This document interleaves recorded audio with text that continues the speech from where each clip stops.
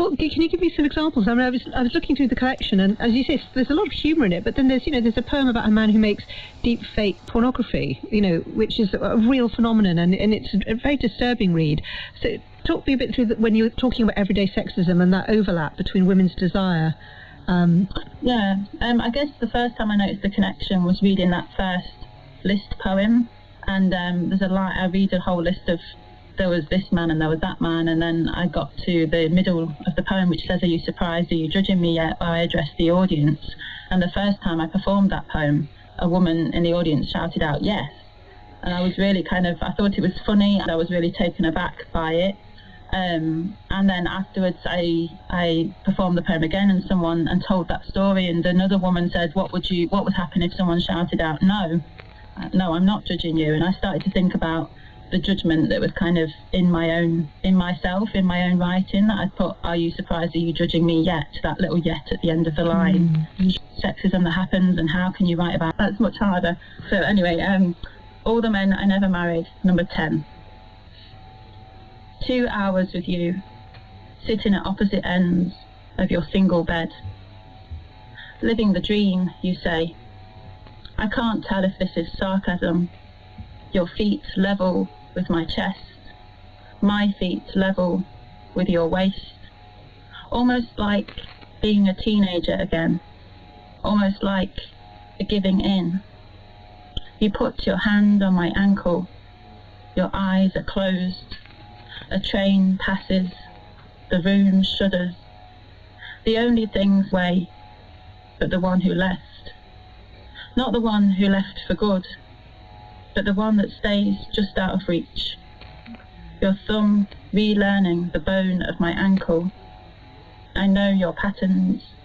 I know how this goes. Maybe we have nothing left to talk about anymore.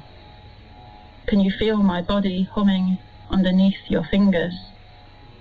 Do we all have someone we can't forgive? Oh, thank you so much for reading that. Is it true that you decided that some people didn't actually deserve a poem? I wouldn't say, well, because the premise of the book is All the Men I Never Married, I couldn't fit every man in the that I've ever met in there. But there's some that I missed out and then there's some that have more than one poem if they're particularly lucky or unlucky, depending on how you look at it. And some I kind of smooshed together to make a kind of 5-headed monster of a man. I was kind of playing around with it, and but I quite like the idea of the poems seeming like they're about different people. The only person that knows really is me. Yeah. In some of the poems, you're in places of potential threat, behind doors, in taxi cabs, in bedrooms upstairs. I wondered what you wanted to explore about those locations and that division between public and private space. Yeah, I think when I was starting to write the poems about experiences of everyday sexism, I realised a lot of my experiences took place in public places, but at the same time they were also very private experiences, because often I was the only witness. Yes. I was the only person that heard it. So I think that's interesting, and I think lyric poetry in general crosses over between those borders of public and private really easily. A lot of the poems are addressed to a single person, but then they're performed in public spaces as well, so there was that kind of echo. But I think in general I was thinking or examining what it feels like to be in a female body and moving through these public spaces like trains and taxis, where like a taxi, that's the safe thing to do, right, when you're trying to get home, but sometimes it's not the safe thing to do. As we all know, there's been terrible things that have happened to women in taxis. Can I ask, because you do a lot of work with young people, don't you, in workshops and things, and how does your writing on themes like this, what do you find when you're working with young people? Do you talk about these themes? Yeah, I think I talk about it quite a lot. It just comes out all the time in my writing, in my politics. I find it both really depressing because the young people I speak to are experiencing the same things or the same types of things, and that breaks my heart, but it also puts a fire in my belly as well, that I'm going to keep kind of speaking out about it. But I also find it gives me hope as well, because the young women and the young men that I work with are so switched on, and they have a language to name these experiences, which I didn't have. I did not have the language when I was their age. So that gives me hope that things will change. That's really important. Can I ask as well, you played the trumpet, though I gather not so much in recent years, and you've written about what the trumpet means to you in a book, What the Trumpet Taught Me. Can I ask what relationship, if any, there is between your music and your poetry?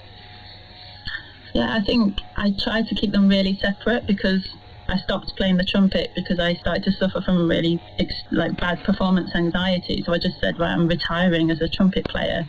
And then poetry, I don't suffer from performance anxiety, I'm fine. So I tried to keep them separate in my head, but once we were in lockdown, at the first lockdown, I started trying to write about the trumpet and what it had meant to me, because no matter how many times I tried to say I'm not playing the trumpet anymore, it kept kind of coming back. I was always circling round and coming back to it, but it came out in prose, which was so I have written a few poems about trumpet playing, but not very much. So the main link between my poetry and music, I would say, is the way I score the poem, the way the line breaks are. The line breaks tell me where to stop, as the same way a musical phrase would. Absolutely. Kim, well, thank you so much. I'm sorry we don't have time to read another poem, but the collection is fantastic, and there's so many of them. Congratulations again on winning the Forward Prize for the collection All the Men I Never Married. And Kim's related book of lyric essays called Are You Judging Me Yet? Poetry and Everyday Sexism will be published as a book in March. Thank you. Now, we're just a few minutes away from the announcement of the winner of the Turner Prize for Art, and the prize was first awarded in 1984. It was set up to celebrate visual art by British artists, Booker Prize style. Previous winners include Rachel Whiteread, Steve McQueen and Anthony Gormley. And since 2016, the prize has been open to artists of any age, not just those aged under 50. This year's ceremony is underway at St George's Hall in Liverpool, and we are watching proceedings, and we'll cut to it when there is an announcement to be made. The shortlisted artists in alphabetical order are Heather Phillipson, Ingrid Pollard, Veronica Ryan and Sin Wai Kin. And we interviewed all of them on Front Row last week. Their work ranges from photography of landscape and archive portraits in the case of Ingrid Pollard, to sculpture based on the fruits and seeds of the Caribbean by Veronica Ryan, to Heather Phillipson's architectural installation in an alien environment, and Sin Wai Kin's video and photographic art, which sees her create and embody all the characters of an imagined K-pop band and play on the imagery of Chinese opera. And I'm joined to discuss the shortlist and the winner, when the winner is announced, by the art critic Louisa Buck. Louisa, I went to see the exhibition of the shortlisted artists, and it was a stimulating experience visually. I know you've been a judge of the Turner Prize in the past. What do you make of the lineup this year? I think it's a great lineup, because I'm so happy they've abolished this cut-off at 50, because, you can't... It's not a parade of youth. I mean, these two women, Veronica Ryan and Ingrid Pollard, are making their best work, their most dynamic work. But then, of course, you've got Sin Wai Kin, and they're age 31. So, you've got a younger span, and of course I'm Heather Phillipson, 44. So, I love the fact that it just doesn't matter anymore. It's the work, it's not the age, and it's what they do and what they say and how they all work so brilliantly with materials. That's what I think is so interesting. Yes, well, tell me about that, because the materials are very different. They're all visual, but you couldn't put together a more different range of art. As I touched at the beginning, you've got Heather Phillipson's kind of cacophonous lit up environment with close-ups of animals' eyes and strange metal sculptures, and then you've got Veronica Ryan's extraordinary works with pods suspended in netting that she's made, almost ritualistically laid out. Very unexpected use of materials, containers for cast in plaster, pillows cast in plaster, all different sorts. And then you've got Ingrid Pollard being very much a photographic archivist, but also making crazy kinetic sculptures with baseball bats and blades. And then, of course, Sin Wai Kin exploring, who's non-binary, exploring different identities with this kind of fictitious boy band, all of which is played by them.